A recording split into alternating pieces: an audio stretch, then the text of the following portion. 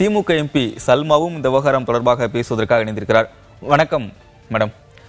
வணக்கம். கூட்டத்துல இது தமிழ்நாடு சார்ந்த பிரச்சனை, தமிழ்நாட்டுடைய ஒரு நீண்ட கால நோக்கில் இது மிகப்பெரிய தென்னிந்திய அளவில் இருக்கக்கூடிய பிரச்சனை. திமுக ஏன் புறக்கணிக்கிறாங்க?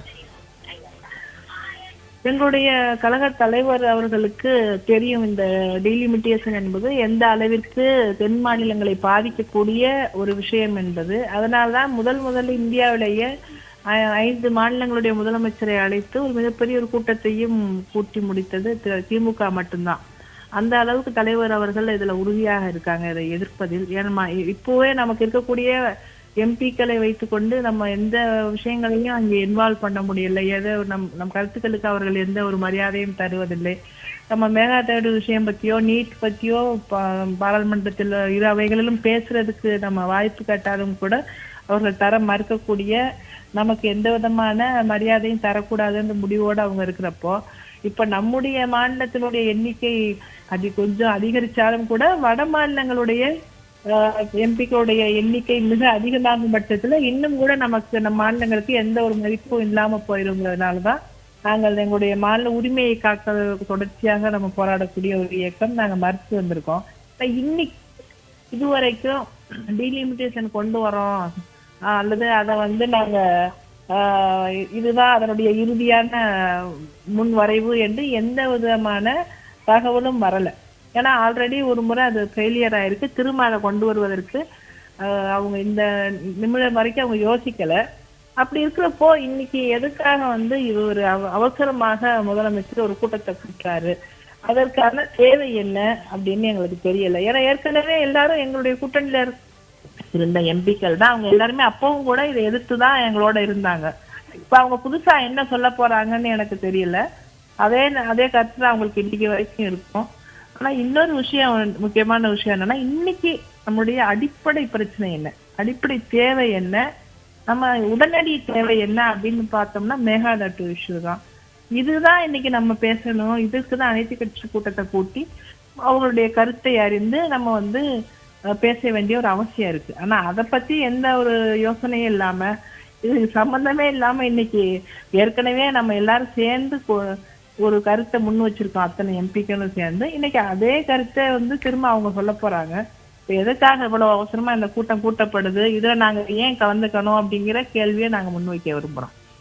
அதுக்கான தேவையே இல்லையே மேடம். திமுக இந்த விவகாரத்தை நீண்ட காலமாக அணுகி இருக்கக்கூடிய ஒரு கட்சி, ஆளும் கட்சியாகவும் சரி எதிர்கட்சியாகவும் அணுகி இருக்கக்கூடிய கட்சி. இவர்கள் புதிதாக வந்திருக்கிறார்கள்.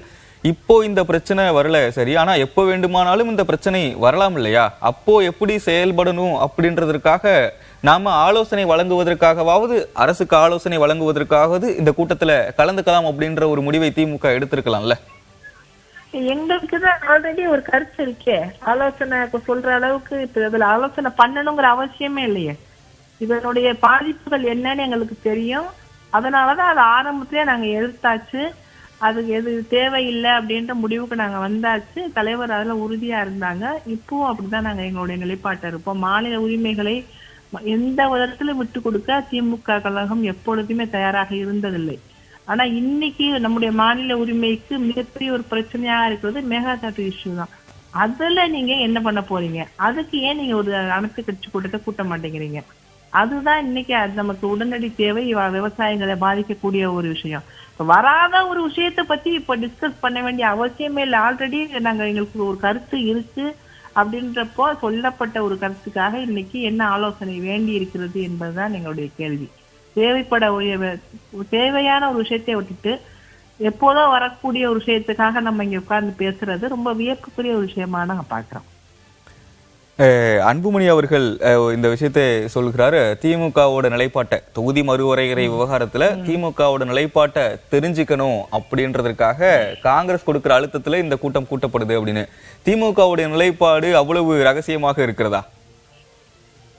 அது எப்படிங்க? நாங்க வெளிப்படையா தானே ஆரம்பத்துல இருந்து எடுத்துக்கிட்டு இருக்கோம். மறைமுகமா எதுவுமே பண்ணலையே.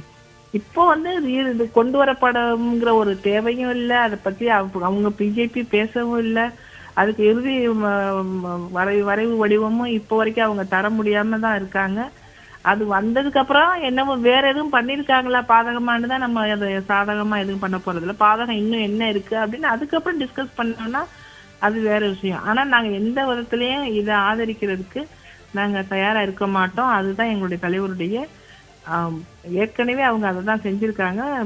அனைத்து கட்சியும் கூட்டி, அனைத்து தென் மாநிலங்கள் முதலமைச்சரையும் கூட்டி உறுதியே எடுத்திருக்காங்க. இப்ப திரும்ப இதை பத்தி பேசணுங்கிற அவன் முடிவு எடுத்ததுக்கு அப்புறம் திரும்ப அதை பத்தி ஏன் கேட்க விரும்புறாங்க அப்படின்னு தான் எங்களுக்கு தெரியல. இணைப்பில் வந்து விரிவான பார்வையை முன் வச்சதுக்கு நன்றி. நன்றி.